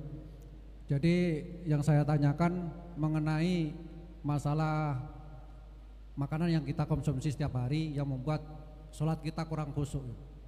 Jadi yang mau saya tanyakan begini, bagaimana caranya untuk mengeluarkan atau menghilangkan makanan yang sudah kita konsumsi untuk membuat kita sholat menjadi khusyuk, terus kayak hafalan bisa lebih lancar lagi, terus doa-doa kita bisa diterima oleh Allah. Ya. Terima kasih Habib. Wassalamualaikum warahmatullahi wabarakatuh. Waalaikumsalam warahmatullahi wabarakatuh. Iya, gini ya, kalau dari segi syariat itu yang penting barangnya halal, barangnya jelas. Kalau dari segi syariat, jadi Anda mendapatkan uang dengan cara yang halal, kemudian Anda belikan makanan dan makanan ini makanan yang halal, yang jelas. Itu dari segi syariat mutlak nggak ada masalah sebenarnya. Walaupun kadang-kadang kita nggak tahu orang ini ternyata muamalahnya yang penjual ini nggak benar, kita nggak tahu. Kalau kita nggak tahu itu dari segi syariat itu masih nggak ada masalah. Jadi kalau kita untuk zaman sekarang itu kita lihat dari segi syariat aja. Kalau dari kita ikut ilmu tasawuf seperti ulama-ulama dulu, ya insya Allah nggak ada yang makan kita ini. Nggak ada yang makan Pak kita Pak. Ya, nggak ada yang makan, nggak berani kita ini. Makan minum nggak berani. Paling-paling makan minum dari sungai, dari air sungai nanti diolah lagi, baru mungkin itu aja. Kalau mau beli-beli di luar, oh nggak mau. Kenapa? Karena kita ini zamannya sudah tidak memungkinkan. Zaman yang sudah tidak memungkinkan untuk betul-betul menjaga. Karena apa? Karena akan menimbulkan konflik. Kalau kita betul-betul bertanya. Kalau Anda umpamanya ke pasar, Anda tanya, Pak ini berkaitan dengan riba apa enggak? Anda curang enggak? Punya utang enggak? Oh tempeling. Kan menimbulkan konflik. Jadi kalau kita mau terapkan untuk zaman sekarang berat. Jadi kita lihat dari sesuai syariatnya aja. Yang penting Anda cari rezekinya halal, nggak berkaitan dengan yang haram. Kemudian Anda muamalah dengan orang yang baik, yang jelas. Itu aja sudah. Itu insya Allah sudah nggak ada masalah. Secara mutlak, secara syariat nggak ada masalah. Yang penting orangnya Anda tahu ini orang yang nggak macam-macam. Kalau tahu orangnya ini macam-macam, jangan muamalah dengan orang tersebut. Sambil berdoa kepada Allah Subhanahu Wa Taala. Ya, supaya dimaafkan atas kesalahan-kesalahan, makan makanan yang lalu yang tidak benar, sambil berdoa berzikir kepada Allah Subhanahu wa taala supaya diberi cahaya hati kita oleh Allah Subhanahu wa taala. Ya, itu aja. Jadi jaga secara syariat, kemudian perbanyak doa dan zikir kepada Allah Subhanahu wa taala. Tiap mau makan baca doa. Habis makan baca doa supaya dikasih keberkahan makanannya, supaya semangat ibadah diniatkan. Ya, orang dulu itu setiap mau makan diniatkan, mudah-mudahan apa yang saya makan ini menambah semangat dalam ibadah. Apa yang saya minum ini menambah semangat dalam ibadah. Jadi diniatkan, setiap mau makan diniatkan untuk ibadah kepada Allah Subhanahu wa taala. Itu akan membuat hati kita bercahaya dan semangat ibadah kepada Allah Subhanahu wa taala. Jadi muamalah yang benar sesuai syariat, jangan berkaitan dengan sesuatu yang diharamkan oleh Allah Ta'ala. Perbanyak doa dan zikir kepada Allah Subhanahu wa Ta'ala. Ada lainnya?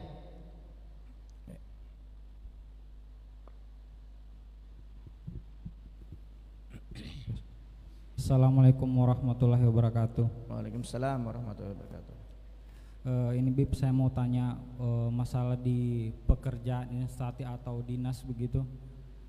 Kita yang orang baru masuk di pekerjaan tersebut atau di kantor dinas begitu, itu orang-orang sebelumnya sudah ada yang korupsi Bib. Jadi sebenarnya kita masuk kerja itu harus kita korupsi begitu. Kalau enggak kita bakalan dimusuhi orang-orang kantor tersebut. Itu bagaimana Bib ditanggapinya? Dan terus kalau misalkan kita lihat malah orang-orang yang korupsi itu bertahannya lama betul Bib. Malah orang jujur cepat itu dikeluarkan. Begitupun juga misalkan kalau kita lihat orang hidup di dunia ini, orang yang baik, bermaksiat mati. Begitu lama ini hidupnya. Terus kalau yang orang soleh cepat matinya Bib. Bagaimana Bib menanggapinya itu? Itu aja Bib. Assalamualaikum warahmatullahi wabarakatuh. Waalaikumsalam warahmatullahi. Ya jika di lingkungan kantor Anda orangnya nggak benar, suka korupsi, kalau Anda nggak ikut-ikutan korupsi dimusuhi, ya lebih baik dimusuhi orang daripada Anda dimusuhi Allah Ta'ala.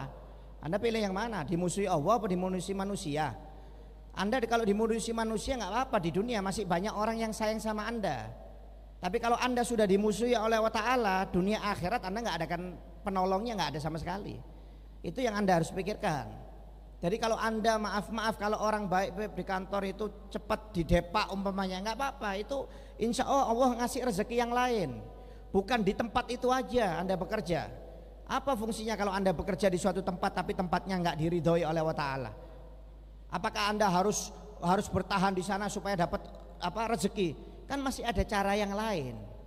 Masih ada cara yang lain. Jadi kalau ada teman saya umpamanya Beb, yang baik-baik itu malah nggak sukses, yang korupsi itu sukses, hidupnya enak, itu namanya istidraj.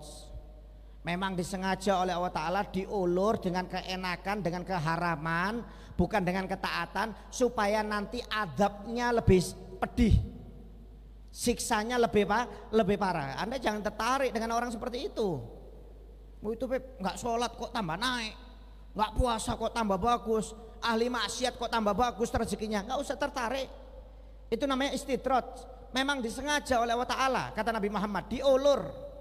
Bahaya itu, istidraj itu bahaya. Kalau orang itu ingat masih enak Pak, sadar kembali ke jalan Allah Ta'ala. Yang jadi masalah itu nggak sadar, mati pun akhirnya nggak sadar. Waliyadzubillah min dzalik. Itu namanya istidraj.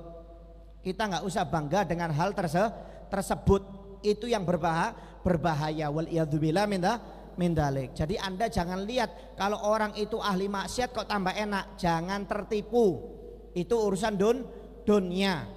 Lebih baik kita diridhoi oleh Allah Ta'ala daripada kita dihinakan oleh Allah Subhanahu wa Ta'ala. Waliyadzubillah min dzalik. Ya, seperti itu aja. Ya, jangan sampai tertipu. Tadi ada yang kedua kah? Apa tadi? Nggak ada ya? Nggak, ini loh, pertanyaannya itu aja kan? Sama yang itu Bib, berhubungan yang orang yang soleh itu lama. Kenapa? Cepat akhir zaman. Kata Nabi Muhammad kan akhir zaman itu orang yang baik itu diangkat satu persatu. Ini sudah menunjukkan akhir zaman. Akhir zaman itu orang soleh, para alim ulama itu diangkat satu persatu. Ya, oleh Allah Ta'ala, menunjukkan kebobrokan akhir zaman. Jadi kalau ada orang yang soleh meninggal, habis. Apalagi zaman sekarang jarang orang soleh. Ya, orang yang soleh jarang Pak, maaf zaman sekarang. Ya, walaupun maaf loh ya, walaupun ulama kadang-kadang ikutan politik. Ulama bingung pilkada, bingung pilgub, bingung pilkab. Ini apa ini? Ulama itu sudah ngurus agama, ngurus dakwah, gak usah ikut-ikutan politik. Ya, kalau sudah ulama, Anda lihat yang diambil ini rata-rata ulama yang gak ikut-ikutan politik Pak. Kalau yang ikut politik ini kekal umurnya, subhanallah. Yang nggak ikut politik cepat dicabut oleh Allah Ta'ala. Diambil keberkahan di dunia ini, diambil. Waliyadzubillah min dzalik. Ya, jadi kalau Anda mengatakan kenapa kok ada orang baik ulama kok banyak diambil, Beb, sudah akhir zaman. Orang jahat kok kekal. Apa kita harus jadi orang jahat? Gak usah jadi orang baik supaya cepat takutnya jadi orang baik cepat mati. Nggak ada, umurnya itu sudah ditentukan sendiri-sendiri oleh Allah Subhanahu wa Ta'ala. Ya, takutnya nanti kalau jadi orang jelek dicabut belum tobat, waliyadzubillah min dzalik. Jadi itu menunjukkan kebobrokan akhir zaman. Ya. Ada permintaan suratul Fatihah untuk yang sedang sakit, yaitu yang pertama Syarifah Ruqayyah binti Akil Haneman, kemudian Syarifah Maryam binti Umar Al-Bahar, Syarifah Emma Diana binti Abdul Al-Jufri, kemudian Habib Umar Al-Mutahhar, Sayyid Hendra bin Ahmad Al-Idrus, kemudian ada saudara teman kita Latoti, kemudian Diki Nur bin Syahrial Effendi, dan juga Tuti Setiawati yang sedang sakit. Mudah-mudahan, dan juga jika kalau ada orang tua kita, guru kita, anak kita, keluarga kita yang sedang sakit atau diri kita yang sedang sakit, mudah-mudahan diangkat penyakitnya oleh Allah Subhanahu wa Ta'ala, diberi kesembuhan zahir maupun batin. Allahumma sholli wa sallim ala tibbil qulub wa dawaiha wa afiyatil abdan wa shifaiha wa nuril absar wa diyaiha wa qutil arwa wa gidaiha wa ala alihi wa sallim. Allahumma shfi anta syafi wa afi antal muafi la shifaan ila shifauk shifaan la yursakaman wa alaman bisri nabi wa alai nabi bisril Fatihah. A'udzubillahi minasyaitonir rajim. Bismillahirrahmanirrahim. Alhamdulillahirabbil syiratal ladzina an'amta 'alaihim ghairil maghdubi 'alaihim waladdallin. Amin. Kemudian ada permintaan suratul Fatihah untuk saudari Nur Gita Fitriyanti Sumarsono binti Sumarsono yang mau melakukan persalinan Mudah-mudahan diberi kelancaran oleh Allah Subhanahu wa taala, kemudahan ibunya dan anaknya diberi keselamatan oleh Allah Subhanahu wa taala. Bisri Nabi wa ali Nabi bisril Fatihah. A'udzubillahi minasyaitonir rajim. Bismillahirrahmanirrahim. Iyyaka na'budu wa iyyaka nasta'in ihdinas siratal mustaqim siratal ladzina an'amta 'alaihim ghairil maghdubi 'alaihim waladdallin. Amin. Kemudian ada permintaan surat Al-Fatihah untuk saudari Maya Sari yang akan melakukan ujian besok P3K, mudah-mudahan diberi kemudahan, kelancaran oleh Allah Subhanahu wa taala, keberhasilan. Bisrin Nabi wa ali Nabi bisril Fatihah. Bismillahirrahmanirrahim. Bismillahirrahmanirrahim. Alhamdulillahirabbil alamin arrahmanirrahim maliki yaumiddin. Iyyaka na'budu wa iyyaka nasta'in ihdinas siratal mustaqim siratal ladzina an'amta 'alaihim ghairil maghdubi 'alaihim waladdallin. Amin. Kemudian diumumkan ya, Majelis Taklim Rotibul Haddad mengajak bapak-bapak semuanya untuk berdonasi untuk saudara kita yang terkena erupsi di Gunung Semeru di Lumajang. Banyak korbannya, baik material maupun korban jiwa banyak. Banyak yang tertimbun, banyak yang membutuhkan bantuan dari kita. Jadi kita semuanya mengajak bapak-bapak semuanya untuk berdonasi ya, untuk membantu saudara-saudara kita yang terkena erupsi. Ya, boleh Anda mentransfer donasi tersebut ke rekening yang sudah disebutkan di Majelis Taklim Rotibul Haddad. Jadi yang punya Facebook atau Instagram itu dilihat di Majelis Rotibul Haddad Bro, di sana ada brosur pengumumannya ya, nomor rekening yang khusus untuk donasi erupsi, jangan khusus pembangunan, jangan, beda ya, kita pakai rekening sendiri biar tidak tercampur. Atau boleh diberikan langsung ke toko, di toko Rajawangi di Jalan Tendean, ketika mengasihkan bilang untuk erupsi, karena sebagian orang ngasih ada juga untuk pembangunan dititipkan di toko. Jadi boleh Anda transfer, boleh Anda titipkan di toko. Kemarin sudah kita buka mulai tanggal 6, terakhir nanti hari Minggu. Hari Minggu kita tutup donasinya, kita kirim. Alhamdulillah sudah 2 hari ini 40 juta yang terkumpul. Jadi kita mengajak semua saudara-saudara semua ya. Jadi kalau Anda punya HP, punya Facebook, Instagram, sambil dibantu di broadcast tiap hari. Ya, dibantu di broadcast tiap hari di status WA Anda, di status Instagram, Facebook, dibantu tiap hari. Setiap habis keluarkan lagi, tiap habis keluarkan lagi itu brosurnya untuk bantuannya. Nanti insya Allah hari Minggu terakhir, Senin sudah kita kirim ke Lumajang.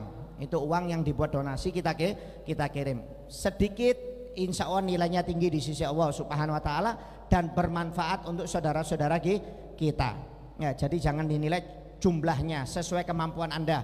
Kalau Anda mampunya segini, Anda mampunya lebih, ya silahkan.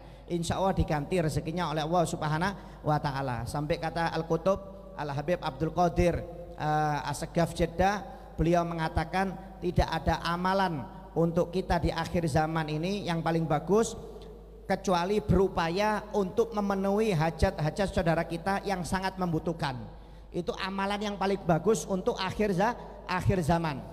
Amalan yang sangat istimewa. Jadi banyak saudara kita yang betul-betul membutuhkan. Ya, mereka kelaparan, rumah tempat tinggalnya nggak ada, banyak Pak di sana Pak. Itu yang baru ditemukan yang meninggal sekitar puluhan, mungkin lebih. Yang tertimbun itu banyak yang tidak ditemukan. Ya, itu sampai ada rumahnya tertutup pasir, satu atap, bisa Anda bayangkan.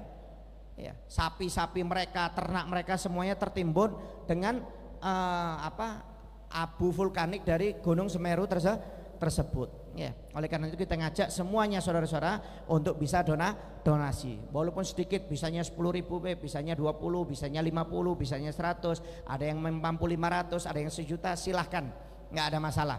Yang penting kita niatkan untuk membantu saudara kita yang di Lumajang yang terkena erupsi. Mudah-mudahan rezeki kita dikasih barokah oleh Allah Subhanahu wa taala, diberi kemudahan, kelancaran oleh Allah Subhanahu wa taala. Amin ya rabbal alamin. Kemudian diumumkan besok seperti biasanya pengajian rutinan 2 minggu sekali. Besok jadwalnya di Masjid Al-Inabah di Perum BI Durian 3, Brau Indah Durian 3. Ya, maghrib, antara maghrib dan isya besok hari Rabu ya. Wallahu a'lam bishawab. La ilaha illallah al-mawjud fi kulli zaman. La ilaha illallah al-mawjud fi kulli zaman. La ilaha illallah al-ma'bud fi kulli makan. La ilaha illallah al-ma'bud fi kulli makan. La ilaha illallah al-madhkur bi kulli lisan. La ilaha illallah al-madhkur fi kulli lisan. La ilaha illallah al-ma'ruf bil ihsan. La ilaha illallah al-ma'ruf bil ihsan. La ilaha illallah kulla yawmin huwa fi shan. La ilaha illallah kulla yawmin huwa fi shan. La ilaha illallah al-aman al-aman min zawalil iman. La ilaha illallah al-aman al-aman min zawalil iman. Wa min fitnatis Wa syaitan. min fitnatis syaitan. Ya qadimal ihsan. Ya qadimal ihsan. Kam laka alaina bil ihsan. Kam laka alaina bil ihsan. Ihsanukal qadim. Ihsanukal qadim. Ya Hannan ya Mannan. Ya Hannan ya Mannan. Ya Rahimu ya Rahman. Ya Rahimu ya Rahman. Ya Ghafuru ya Ghaffar. Ya Ghafuru ya Ghaffar. Ighfir lana. Ighfir lana. Warhamna. Warhamna. Wa anta khairur rahimin. Wa anta khairur rahimin. Wa sallallahu ala sayyidina Muhammadin. Wa sallallahu ala sayyidina Muhammadin. Wa alihi wa sahbihi wa sallam. Wa alihi wa sahbihi wa sallam. Walhamdulillahi rabbil alamin. Walhamdulillahi rabbil alamin.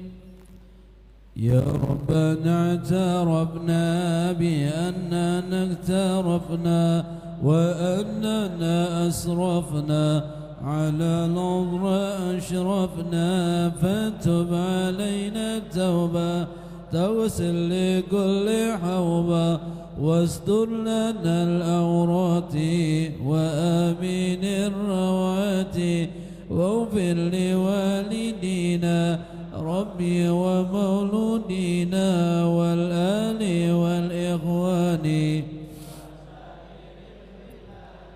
وكل ذي محبة أو جيرة أو صحبة والمسلمين أجمع آمين ربي اسمع فضلا وجوزا منا لا باكتساب منا بالمصطفى الرسول نحظى بكل سول صلى وسلم ربي وآله وصحبه عدد تسيسوبي والحمد لله في بدء والتناهي تقبل الله منكم